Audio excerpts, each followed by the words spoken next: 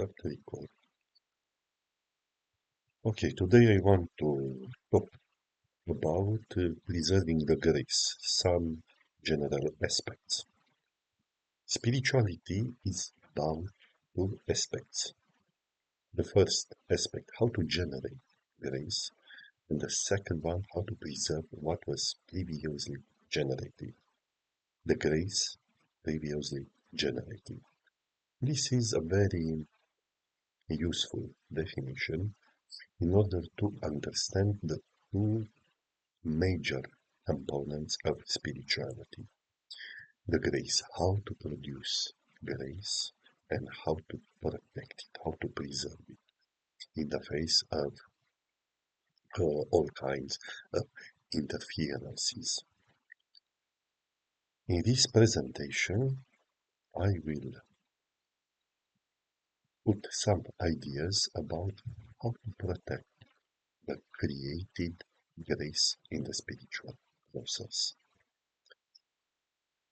So, as I previously talked about the spiritual realm. The spiritual realm is something invisible that penetrates all aspects of reality. People are somehow interconnected at a subtle level, at a spiritual level. Somehow we uh, figure out in a subtle way what others think about us. And the opposite way is also true. We realize somehow their attitude towards us and they realize somehow our attitudes, inner attitudes towards them. So, a spiritual person that created some amount of grace uh, could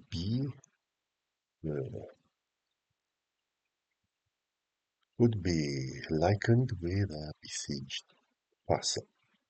The castle is surrounded, to see more clearly the image, the castle is surrounded by a moat, a deep, wide ditch. This is our own defense, because the precious treasures of grace is preserved inside the castle. But the demons try to throw siege bridges in order to reach our grace, to spoil, in fact, to destroy the created grace. This is the second part, or the other very important aspect of spiritual life. We have to be very careful not to leak out the created grace. Because if we create the grace and we lose the grace, we enter the paradigm of Sisyphus, of nonsensical form. So the injunctions for our spirit is to destroy the bridges, throw down the siege ladders of the demons. Yesterday I have talked about the four stages of, let's say, renunciation, detachment, renunciation, estrangement, and the final the final aspect of detachment is perfect pure solitude. Perfect pure solitude is like a castle surrounded by a very, very wide and deep moat.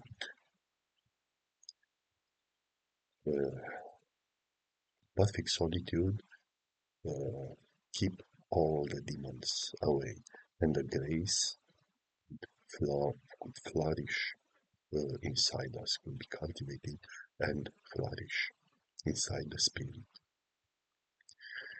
A second analogy is a graphic with intersected circles. These intersected circles They represent the overlapping of consciousness because we live within a society among people, and every man has a certain kind of consciousness. Somehow, by interactions, let's say manifest interactions or subtle interactions, the our consciousnesses, they have zones of intersections. These zone of intersections are somehow dangerous from spiritual point of view. They could be used by demons, conquer and plunder our inner grace created by spiritual effort. So the demons raid and plunder, sack and plunder the grace, plunder and enslave us, plundering the holy meanings. We lose the holy meaning. It's like uh, forgetting, forgetting the deeper holy meanings. A third analogy is about cloak of invisibility, like in Harry Potter. Demons do not know our intimate thoughts. So, the warning is do not reveal by showing others your intimate thoughts. Demon agents can plot a design attack if they find out what are your weaknesses and strengths, what are your inner thoughts. By revealing the hidden meanings, the subtle meanings of the way you created grace, somehow weaken your invisible core, your spiritual core, your own power, the grace created inside your soul. So it's not advisable to reveal a certain higher, I could say, stage in your spiritual life, the very subtle meanings how the grace is created, because the spiritual person is like a bird, is like a bird that soars into the skies.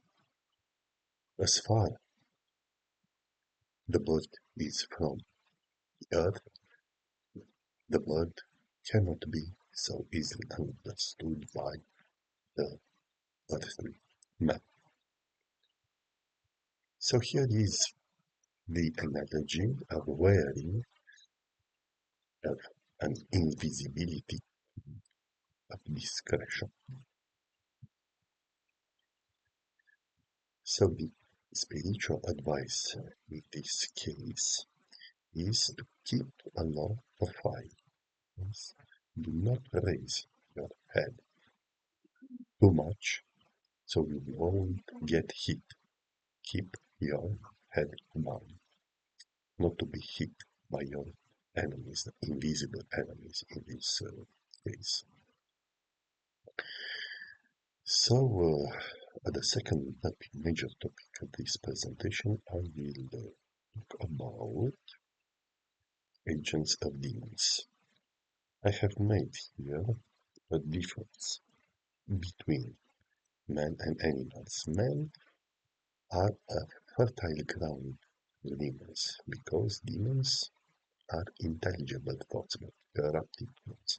Animals do not accommodate well profound corrupted meanings, so they are not an adequate um, medium for demonic manifestations. But men are a fertile ground, are an adequate medium for demons to enter and manifest and become manifest.